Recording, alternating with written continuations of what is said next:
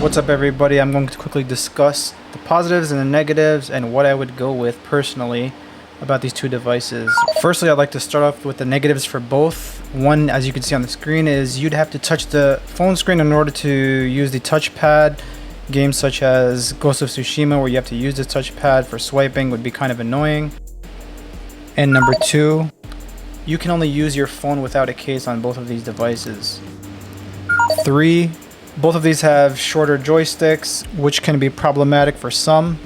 Now I want to quickly discuss the backbone and the positives. The positive of the backbone, you have a 3.5 auxiliary port for those that need wired headphones or prefer wired headphones. The button materials feel more premium on the backbone as far as the square, triangle, circle, and X button and the D-pad. Button icons match the PlayStation's layout versus the Kishi version 2, which has an XYBA scheme.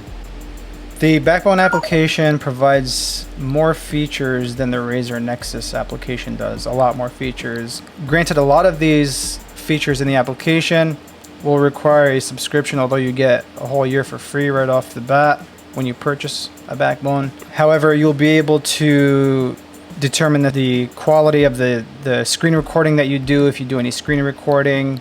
You have messaging, you can add friends, you have a chatting feature within the application and with other people in the backbone community. Now for the backbone negatives. This one was a big bummer for me because I find extra buttons to be important. The backbone does not have extra buttons like the Razer Kishi does, which is a major bonus point for me. I prefer to have the extra buttons similar to the Scuff for more competitive gaming, and the backbone does not have any additional buttons. Another minor negative, which might not matter after you keep it on, is the rubber boot that you have to stick on there if you have a 13 Pro Max iPhone. Now for the positives for the Kishi, there are the two additional programmable buttons that you can map to whatever you'd like. Another positive for the Kishi is that the triggers have more travel time from what I'm experiencing after playing. For me, this is important because I play MotoGP games or any kind of racing game where feathering the brakes or the gas are pretty crucial in doing well in races. Another positive, which might be minor, is that you don't need any additional rubber boots to use your 13 Pro Max. You can just slap it right in and it works fine. Negatives for the Kishi.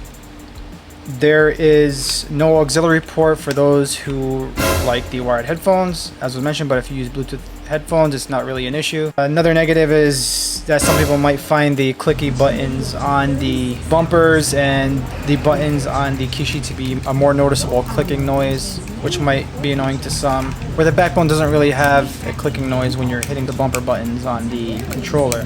As far as the Nexus application that you can get with the Kishi, there really isn't much to it. The backbone offers much more different things that you can do. You can't even launch the PlayStation Remote application directly from the Razer Nexus app, whereas from the backbone you can just launch it directly there. It could be a minor annoyance where you'd have to exit the application or just launch directly into the PlayStation Remote app. All the Nexus app has to offer is basically showing you a series of different games based on genres from the App Store, basically. Also, remapping buttons isn't as fluid. Although it has additional buttons on the Kishi, remapping them is not possible while you're in-game or via the controller. You'll have to swap out if you're going to switch games and you want to switch the mapping. You'll have to go back to the Nexus application and then remap it, and then go back to your remote application and reconnect. So that can be a slight annoyance. Whereas in the Scuff controllers, you can kind of just program the mapping on the controller, which I think would be great. Maybe in the future variants of these, they can incorporate some feature where they could program it into the controller rather than having to go through software to do it. Now, after discussing all that, I'd like to discuss the deal-breaking factors for some people. Basically, if you need an auxiliary port and you want to use your wired headphones and that's a deal breaker for you, you'll most likely have to go with the backbone. If you are somebody that is into competitive gaming and you want to get as many buttons on your controller as possible, then the Kishi will be for you. After testing both of these out, I basically decided to go with the Kishi because I'd like to have that competitive edge if I'm playing a game, Fortnite for example, and you need all the buttons you can get to benefit your gaming. I would have stuck with the Backbone if they had the additional buttons, because I do like the material used for the buttons themselves, and I like the application a lot in comparison to the Nexus. These both feel like very similar devices. It's very minor differences, and things that matter to you the most will determine which one you'll go with. So let me know what you would find to be the better choice for you in the comments below, as I'm curious to hear everybody's opinions on the matter. Feel free to like, comment, and subscribe.